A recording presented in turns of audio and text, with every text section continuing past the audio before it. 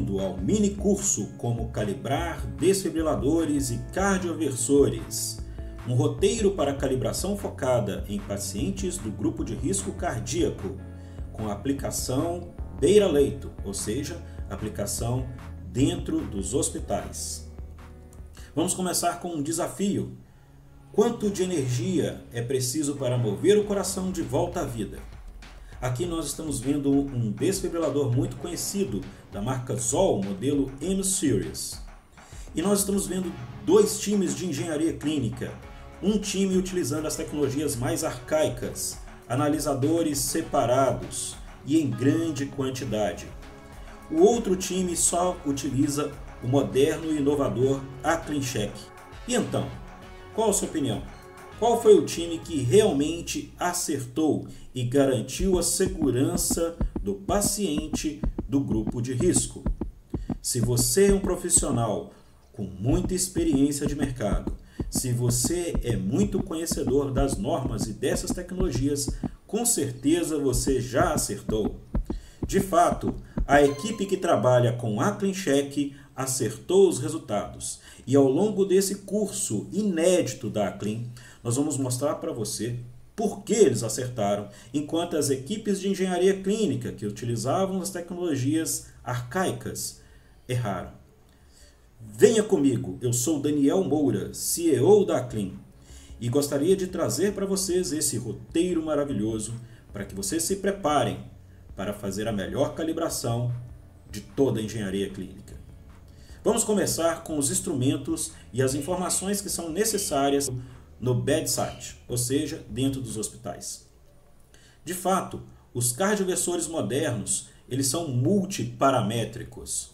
Então, as equipes tradicionais de engenharia clínica utilizavam simuladores e analisadores arcaicos, como simulador de ECG, simulador de pressão não invasiva, PNI, simulador de oximetria de pulso, SpO2, analisador de desfibrilador / cardioversor, também conhecido como jaulímetro, analisador de marca-passo transcutâneo, analisador de segurança elétrica e, é claro, para construir todo o roteiro e armazenar todos os resultados das calibrações, é necessário conhecer o manual do equipamento do desfibrilador cardioversor e ter um sistema de gestão de engenharia clínica. Isso significa que são muitas tecnologias para o engenheiro clínico, o profissional de engenharia clínica, levar até a beira do leito para fazer uma calibração junto ao equipamento. De fato, seja no CTI ou seja no bloco cirúrgico. Porém, a inovação está diante de todos nós. É o AcleanCheck, um equipamento que traz um laboratório de calibração completo em suas mãos, de uma forma leve e portátil. Nesse curso, nós vamos abordar como aplicar muito bem o AcleanCheck e conseguir os melhores resultados. Ainda na preparação, temos que considerar que todos os equipamentos estarão móveis dentro das unidades, dentro dos leitos, dentro das salas cirúrgicas. Então, é necessário que eles sejam carregados. Logo de imediato, carregue todos os analisadores que são arcaicos na tomada. Leve uma extensão, ligue na tomada do hotel, ligue na tomada da engenharia clínica, enfim. Deixe carregando durante a noite toda, pelo menos aí 8 a 10 horas. O cardioversor, da mesma forma. O ideal é que quando ele não está em uso, que é quase o tempo todo, ele fique constantemente na tomada sendo carregado. Da mesma forma, o AcleanCheck. O AcleanCheck tem a facilidade de ser carregado em qualquer porta USB. Então pode ser uma porta de um carregador de celular, ou smartphone, ou tablet, a porta de um computador, ou mesmo a porta de um dispositivo médico. Mas lembre-se, deixe ele sempre em stand-by, carregando quando não estiver em uso. Assim ele está sempre pronto para ser aplicado junto aos equipamentos médicos. Vamos falar dos pacientes do grupo de risco. Pacientes com colesterol alto, hipertensos, idades avançadas, fumantes, diabéticos ou indivíduos com histórico de doenças cardiovasculares na família. O que pode acontecer é que, de repente, eles possam sofrer um mal súbito. Esse mal súbito é chamado infarto. E o que vai acontecer? Alguém próximo vai fazer uma manobra de RCP, basicamente é massagem cardíaca e respiração boca a boca, até que uma equipe mais profissional traga um cardioversor para fazer uma desfibrilação ou uma cardioversão, ou mesmo utilizar a função marca-passo e remover esse paciente até um hospital mais seguro. O que é o infarto, então? O infarto ele ocorre quando há um entupimento das artérias coronárias, graças ao acúmulo de gordura ao longo dos anos. Com tanta gordura presente em nosso organismo, o fluxo sanguíneo é interrompido e impede que chegue oxigênio suficiente ao coração. Sem oxigênio, o órgão fica danificado e provoca um infarto. Muito bem, então agora nós vimos que o cardioversor ele sempre vai trabalhar para salvar o paciente na bateria. É muito raro ele trabalhar na tomada. Guarde isso e guarde também o fato de que nós estamos falando de gordura e a gordura ela é isolante. Vamos falar do nosso Case 1, ZOL M-Series, a energia mais eficiente no primeiro choque e por que isso mudou tudo. Muito bem, já sabemos que o time que utiliza as tecnologias arcaicas está equivocado nesse cenário. Mas por quê? Para entender isso, vamos falar do princípio de funcionamento. Vamos entender os componentes do desfibrilador monofásico. Bom, no nosso diagrama, nós percebemos uma fonte de alimentação elétrica, número 1. Essa fonte de alimentação elétrica chega até um autotransformador variável, que vai elevar essa tensão de acordo com o valor de energia que nós desejamos, seja 50, 100 ou 200 joules, por exemplo. A saída desse transformador passa por uma ponte retificadora, ou melhor aqui, um único diodo retificador. E, logo na sequência, esse diodo vai carregar um capacitor, ou seja, vai armazenar aqui toda a energia que será aplicada ao paciente. Quando o profissional de saúde leva as pás ao peito do paciente e pressiona os botões, o que acontece é que essa chave sai da posição 1, vai para a posição 2 e a corrente circula pelo coração do paciente. Nós já percebemos, principalmente quem tem formação em eletrônica, que o que está acontecendo quando a chave sai da posição 1 e vai para a posição 2 é uma descarga capacitiva através de uma impedância corporal chamada RL. Nesse caso, era esperado que nós encontrássemos um pico muito alto e logo em sequência um decaimento exponencial da corrente. Porém, nós podemos observar que o pico está arredondado. Por que ele foi arredondado? Porque foi colocado em série um indutor. Esse indutor, marcado com a letra L, existe exatamente para impedir o pico de corrente sobre o tecido cardíaco. Se a corrente for muito alta, o que vai acontecer é um aquecimento da região, provocando uma queimadura similar a essa. É claro que esse nível de queimadura foi provocado por um nível de corrente extremamente alto. Então, nós temos que pensar que, quanto menor a corrente, menor os danos para os tecidos do nosso paciente. Bom, e qual é o efeito da impedância corporal nessa limitação de corrente?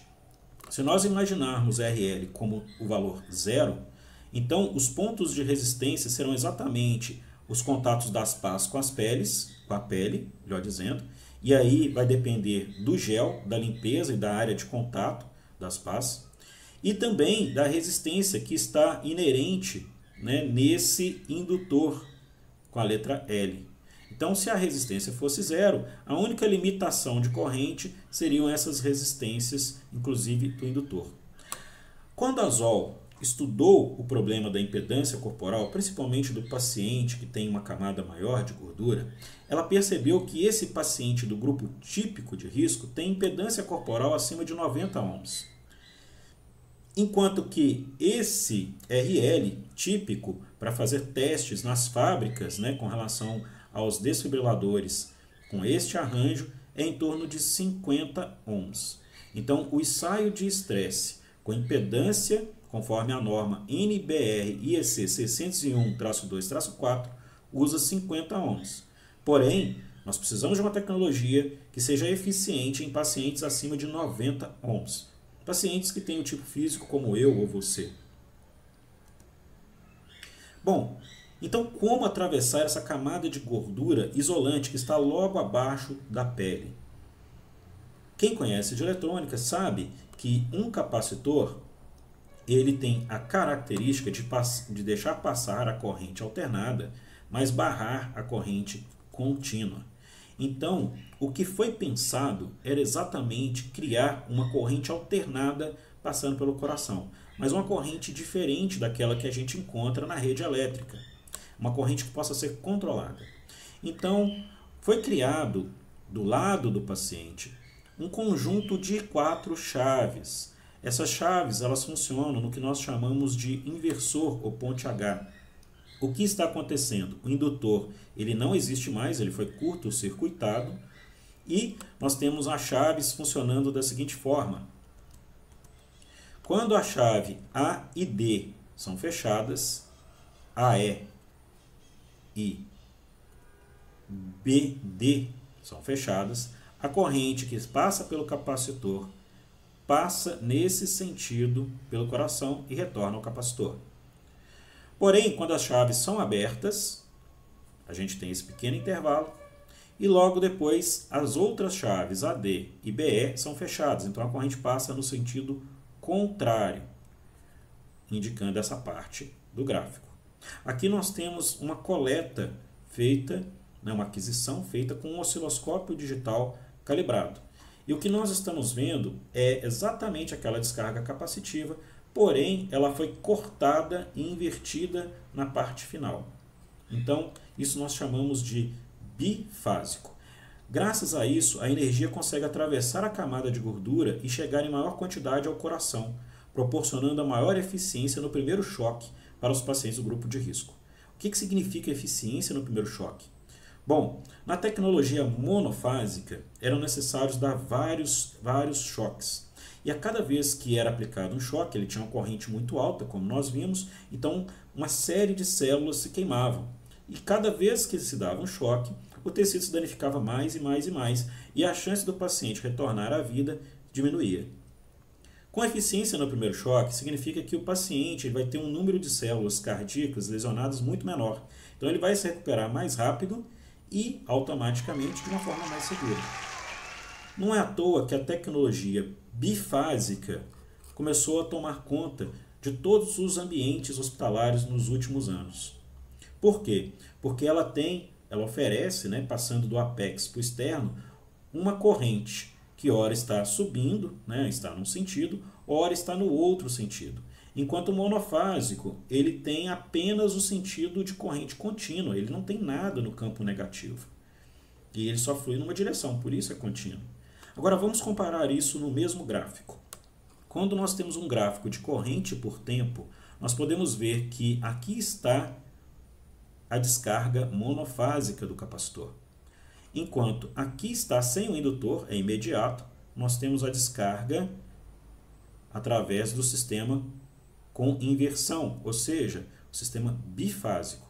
De imediato nós percebemos que o pico de corrente diminuiu, porque agora a corrente que flui pelo coração ela é melhor aproveitada. Então nós temos 40% de diferença de corrente. O que isso permitiu? Permitiu que os cardioversores passassem a utilizar melhor as baterias. Permitiu também trabalhar com valores de energias mais baixos no protocolo de energia. Se antes uma tecnologia monofásica chegava a 360 joules, a bifásica vai chegar a 150 a 200 joules, sem necessidade de alcançar 360. Agora, muito importante, a forma de onda monofásica ela sempre terá uma corrente maior. Desfibriladores muito antigos podem apresentar fugas de corrente no indutor, extrapolando os limites de proteção dos tecidos. Lembra que nós falamos das equipes de engenharia clínica que usam analisadores separados e ficam repetindo o processo de estresse da norma? O que está acontecendo? A impedância é muito baixa, então o indutor ele sempre sofre com um aquecimento além da conta, um aquecimento exagerado. Com o passar do tempo, com o passar dos anos, ele vem sofrendo com umidade, com vibração, ele vem sofrendo com aquecimento e principalmente, né, com surtos de alta tensão. E nesses casos, o fio do indutor, que normalmente é revestido com um verniz isolante, ele começa a não ser tão isolante assim, e aí você tem um dano do indutor. Não acontece sempre, mas quando acontece, o pico de corrente é muito alto, né? Então a gente não tem mais essa curvinha, a gente começa a ter realmente um pico mais alto, e isso vai lesionar mais ainda o tecido cardíaco. Então os equipamentos monofásicos, quando eles envelhecem, eles podem apresentar de uma forma intermitente um disparo mais alto de energia. E aí fica o alerta. Então é muito importante que você fique atento. Se isso acontecer num cardioversor monofásico, saiba que esse cardioversor já tem um problema no indutor. Muito bem, então agora voltando ao nosso cenário do desafio, nós já sabemos que as tecnologias mais modernas, assim como o AquaEnCheck, trabalham com descargas bifásicas, ou seja, a corrente circula em duas direções.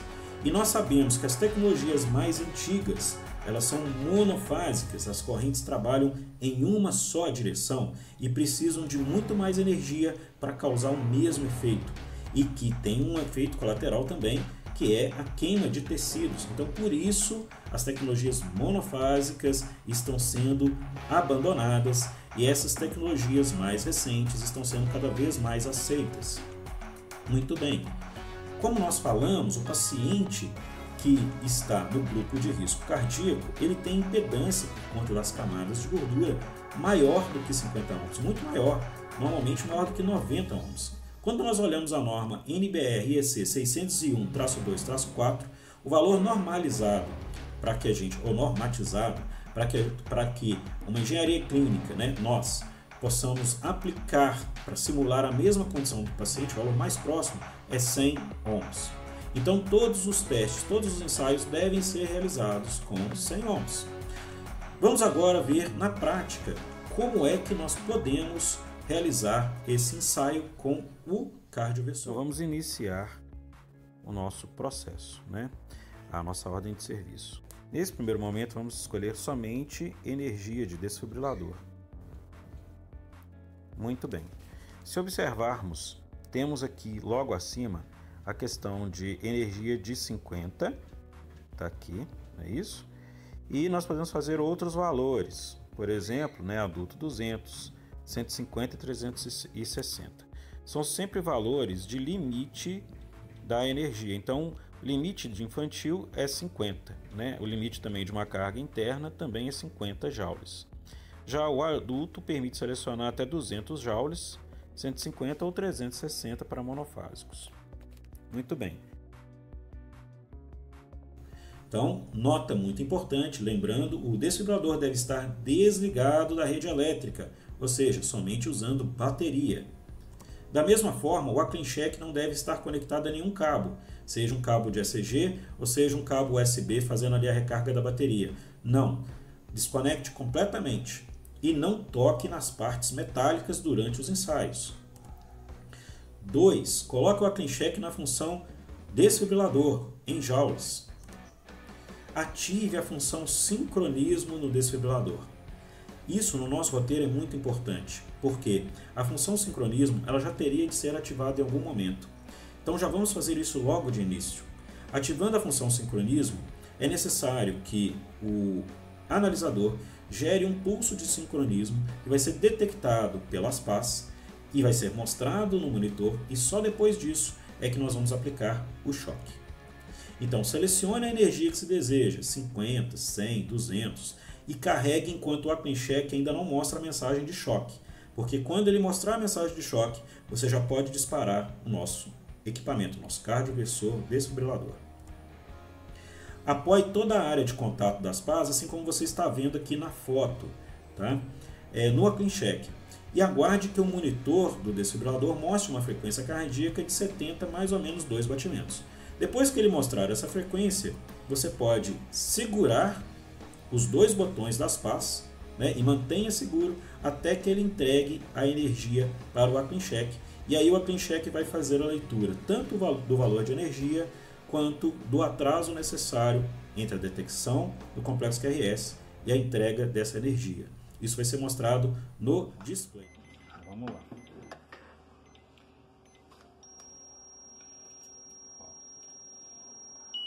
Chegou lá nos 50, certo? Mostra a tela lá. 64 lá. 62.3 aqui. Com 50, fizemos a primeira vez 63. Repare que nós estamos fazendo por digitação. Segunda vez, 62. E a terceira vez, de novo, 63. Ok, vamos usar esse nome. Muito bem, agora vamos repetir o ensaio de novo para cardioversor. Porém, fazendo com ajuste de 200 joules. Agora vamos colocar de novo o sincronismo. Tem que pegar lá, tem que mostrar 72 lá em cima. 72, né? A gente faz aqui a carga aqui da lateral. Esse aqui ele não tem restrição do sensor de par, não. E aí a gente espera um pouquinho e dispara. Olha lá, 229, 235 aqui. Ó. Uma vez executada a ordem de serviço no aplicativo e recebida, agora vamos evoluir para a emissão do certificado de calibração. Então, aqui em engenharia, nós clicamos em central de calibração, escolhemos a ordem de serviço e ali dentro da ordem de serviço, né, uma vez já fechada, podemos escolher o laboratório de calibração e chegamos nessa tela. Bom, aqui nós definimos qual vai ser o título do nosso documento, seu certificado de calibração, relatório de calibração do teste de performance. Temos os dados do cliente, os dados do equipamento, aqui no caso um cardioversor da marca Zoll, modelo M-Series, as condições ambientais que foram coletadas pelo nosso aplicativo e, por fim, os testes realizados, né? O limite da escala infantil de 50 joules. Nós só completamos aqui a faixa nominal. Vamos colocar aqui de 0 a 50. A resolução do equipamento é de 1 em 1 joule. O padrão é o AcleanCheck, né? Já veio selecionado. A tolerância pela norma é de 15%, marcamos 15%. E aqui estão as leituras em 50, as 3 leituras que fizemos. Logo na sequência nós temos também o valor para o desfibrilador adulto, agora sim de 0 a 200 joules. Né? Resolução do equipamento é de 1 em 1 joule, o equipamento, no caso, nosso cardioversor. O padrão que está sendo utilizado, também a tolerância de 15%. Enfim, preenchidos todos os dados, vamos gerar o certificado, né? Apenas para visualização. Muito bem, então nós visualizando esse certificado. Okay? Aqui nós podemos ver que houve uma substituição do ponto de 50 para 62. Exatamente para ser coerente com a leitura, né? Entregue pelo cardioversor. Isso foi feito automaticamente pelo sistema. Tá? E ele fala que agora que o critério, né, dentro do critério, foi aprovado. Também fez isso com o ponto de 200, foi aprovado. Aqui está a definição dos padrões, procedimentos de calibração, propriamente dito.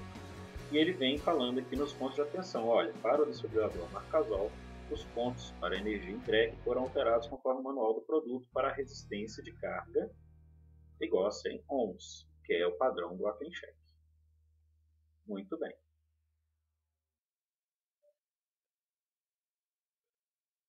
Vamos gerar o certificado final.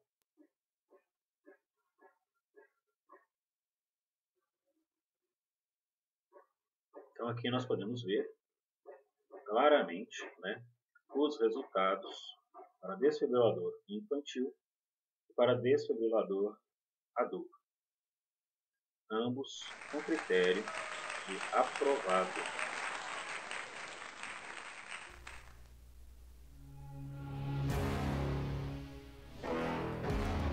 Muito bem, agora que nós já temos o certificado de calibração gerado com sucesso, voltamos para o nosso cenário do desafio. Vamos entender então Por que a equipe que usou a CleanCheck teve sucesso? Bom, eles usaram uma impedância de 100 ohms, mais compatível com a tecnologia bifásica que foi patenteada pela Zoll. Bom, mas de onde isso saiu, não é isso? De onde tem essa relação entre a energia e a impedância? No próprio manual da Zoll. O manual original em inglês, porque o original em português não tem essas páginas. Então, quando nós olhamos aqui para a carga de 100 ohms e uma energia de 200 joules, nós percebemos aqui que o valor que se espera é em torno de 234 joules, que foi o valor que nós lemos, no nosso ensaio com o desfibrilador. Repare que quando é 50 joules, o valor que tem que ser lido é em torno de 62 joules para 100 ohms. Então o CleanCheck deu certinho. E aí nós fizemos aqui uma pegadinha, não sei se vocês repararam, mas digitamos o valor de 253 no lugar do valor de 235. O que significa isso? Significa que ainda está dentro da margem de tolerância de 15%, mesmo que fosse esse resultado muito alto. Então, para quem ainda tinha dúvidas se a metodologia utilizando a CleanCheck estava correta, com essa página do manual não há mais dúvidas. Enfim, por que deu essa diferença então? Porque a equipe de engenharia clínica usou uma metodologia que é uma metodologia mais tradicional para equipamentos que já estão obsoletos, que são equipamentos com tecnologia monofásica. Para essas tecnologias é utilizado uma resistência de 50 ohms com muita frequência. E aí o tempo de descarga normalmente é mais baixo. E as variações que se tem no capacitor, na precisão, são muito menores. Então, se nós observarmos aqui para 50 ohms, nós temos que para o valor também de 50, o valor aproximado que seria lido é 48 joules. Tá? Já para 200, nós temos que o valor aproximado que seria lido seria em torno de 214 joules. Perfeito? Muito bem. Bom, e como fazer então a comparação de dois analisadores? Nessa situação, o que a equipe de engenharia clínica pode fazer, a equipe de engenharia clínica tradicional pode fazer, é nivelar a impedância, ir até o analisador, o joulímetro, e ajustar 100 ohms. Então a ideia de quando se ajusta 100 ohms é que os resultados sejam muito parecidos com os resultados práticos com a CleanCheck. Bom, então o nosso resumo, o que nós aprendemos durante essa aula? Ao se preparar uma calibração bedside, beira de leito, procure por informações no manual original do produto que será calibrado. Ou seja, olhe diretamente no manual do fabricante. Ok? Uma calibração bedside deve considerar o contexto de aplicação. Aqui nós consideramos o contexto do grupo de risco, que é quem mais precisa dessa tecnologia, ou quem mais nós esperamos que vai utilizar essa tecnologia por uma questão de probabilidade. Bom, usar no analisador uma resistência de 100 ohms pode promover maior vida útil aos desfibriladores monofásicos, que já estão em final de vida útil, mas isso ajuda a conservar aquela parte do indutor. E ainda está em sintonia com as tecnologias mais modernas, você também consegue aplicar isso para tecnologias bifásicas e com a norma NBR IEC 600-601-2-4. As indicações de energia dadas pelo desfibrilador para o mesmo valor de energia selecionado podem variar, mas são boas as aproximações do valor citado no manual de operação do desfibrilador. O que é isso? Na verdade, a gente viu na tela do próprio desfibrilador da Zoll, depois que nós aplicamos um choque com energia selecionada de 50 joules, ele mostrou lá 63, 61. Então ele está mostrando que o valor que ele entrega, apesar que é uma indicação muito rápida, ele está mostrando um valor aproximado do que ele de fato está entregando. Então isso já era uma pista para a equipe de engenharia clínica que estavam utilizando ali as metodologias arcaicas. Enfim, pessoal, chegamos ao final do nosso Case One. O nosso curso tem muito mais detalhes do que só esses e muito mais dados para quem quer fazer uma engenharia clínica realmente efetiva nos hospitais. Se você quiser saber mais, inscreva-se nos nossos cursos aqui na página da Aclin, www.aclin.com.br. Logo aqui em cima, na guia Cursos, você já consegue ter esse acesso. Muito bem, esse foi o Case One do nosso mini curso Como Calibrar Desfibriladores e Cardioversores. Desejo a todos vocês muito sucesso e que a inovação gere muito mais segurança para o paciente em todas as engenharias clínicas. Venha com a Aclin. Forte abraço a todos vocês.